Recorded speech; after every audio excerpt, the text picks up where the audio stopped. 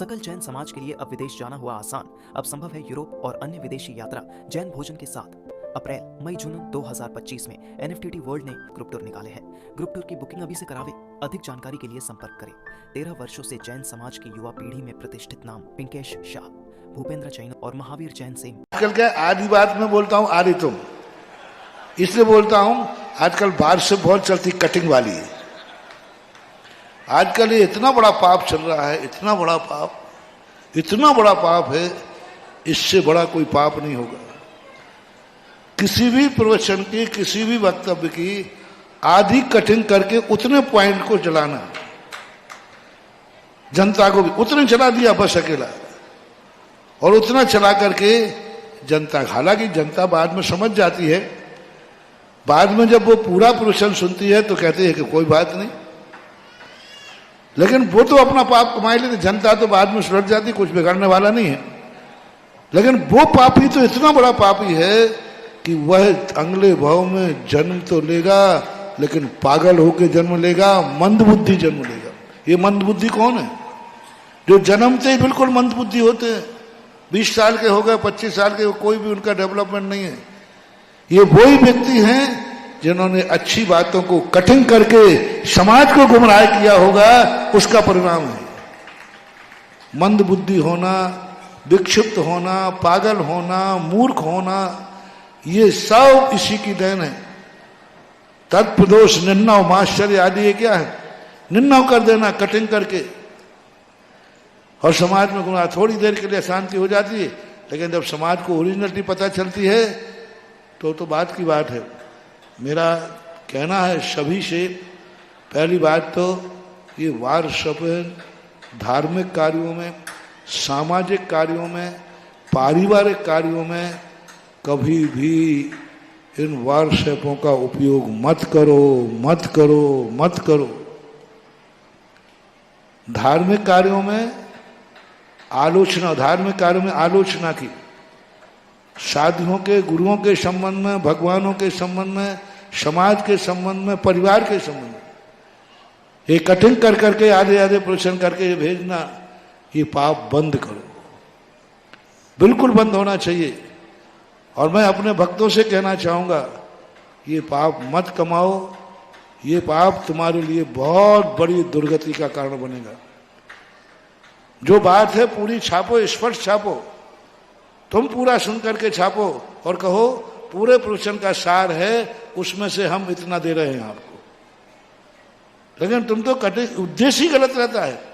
उसको मालूम है कि ये भाव नहीं है प्रवचन का, लेकिन वो गलत उद्देश्य से उतना ही प्रचार करता है। जिन महाराजों के प्रति उसको राग है ना, उनकी बात थोड़ी सी आएगी तो बड़ा चढ़ा के बोलेगा, और जिनसे द्वेष है उन्हीं के विरोध में जाकर उसको देखो महाराज के लिए क्या कहा।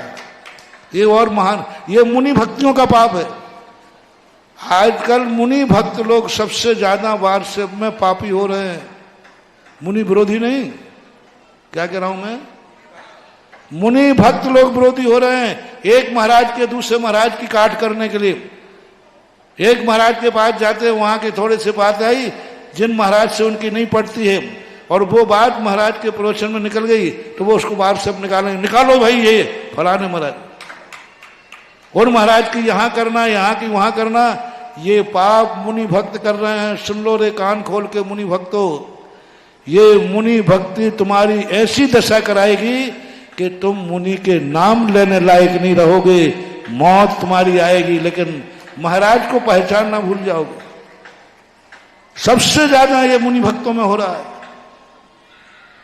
और ब्रह्मचारी ब्रह्मचारियां भी इसमें संलग्न हो रहे हैं, त्यागी वृत्ति संलग्न हो रहे हैं, और साधु संत भी इसमें अनुमोदना करने में लगे हैं।